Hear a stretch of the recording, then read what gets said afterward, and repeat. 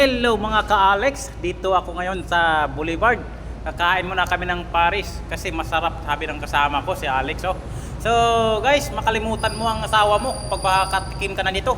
Sarap talaga. So ano pa ang hintayin mo? Dito ka na sa Ermita, Metro Manila. Mabubusog ka dito. So pagkatapos namin kumain ng Paris, pupunta kami agad sa Dolomite. So magandang hapon sa inyo ka-Alex. Subscribe my channel, Alex A Vlog. I've tried to go on like I never knew you.